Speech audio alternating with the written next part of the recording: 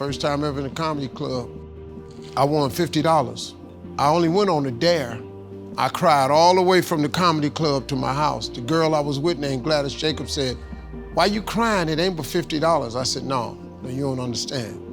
I was born tonight. Well, I've been asking God my whole life, what's my purpose? I need to find something that I do. I won $50 first time in a comedy club. I went to work the next day, October 9th, and quit my job with $50 in my pocket. Married, twins, $50.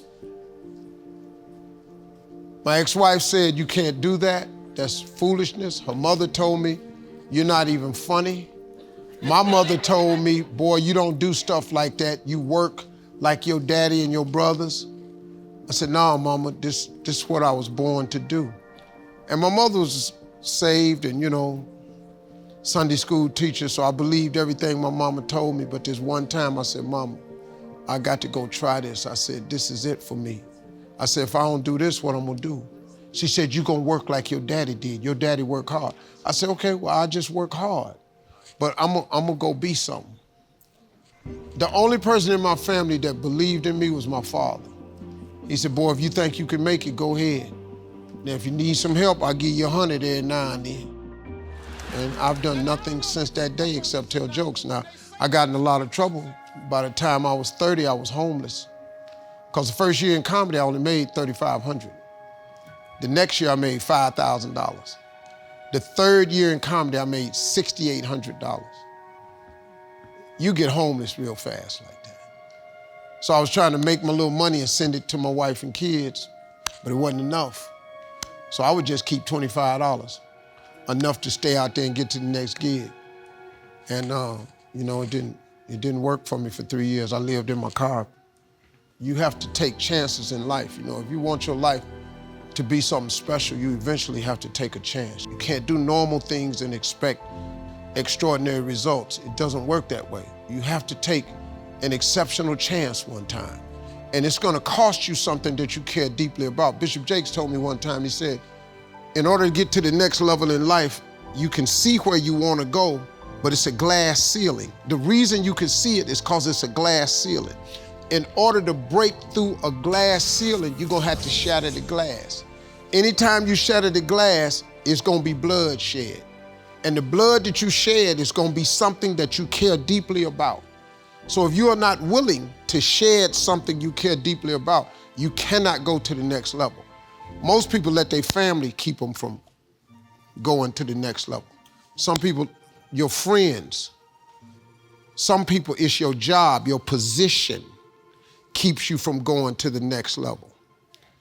But if you go to work every day and you ain't happy, if you don't wake up overjoyed to go to work, that ain't no life, man. You got the wrong job. And you know why you got the wrong job? Because you ain't living in your gift. You only find peace and happiness when you live in your gift, the thing God created you to be. If you don't ever do what God created you to be, man, you'll never be content. You'll be miserable. All the time, I was miserable. For 27 years, misery. I couldn't figure it out until I won that money. I won $50. Just 50, but changed my whole life. I made a lot more since that 50. But guess what? I still tell jokes. So all these is jokes. If I don't be nothing else, I'm gonna be funny. That's the deal, ain't it? If you hire me, you're gonna get these jokes. Because that's my gift. What you want me to do? They hired me to speak at this insurance company one time.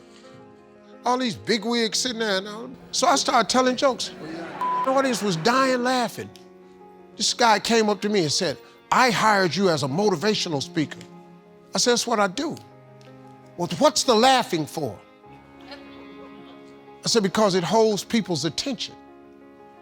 I said, "Go ask everybody what they got out of my message today. It ain't gonna be the jokes. It's gonna be something I told them." But you got people that they don't want to hear that. But that's my gift. And if you live in your gift, you'll find your completeness. Until you live in your gift, you cannot be complete.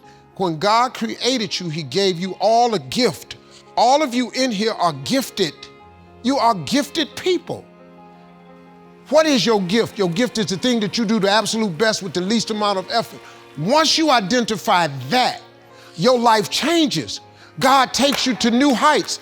You find peace, you find joy. You wake up in the morning, you can't wait to go to work. If you waking up in the morning and you hate going to work, it's cause you ain't living in your gift. I don't even have an alarm. I wake up every day ready to go to work, cause guess what? I'm gonna go tell these jokes. They're gonna give me this check. Look what I'm doing. Look, that is available to you though. That God that created you has that same thing available to you. Every last one of you. I bet he do. I dare you to try it. I dare you.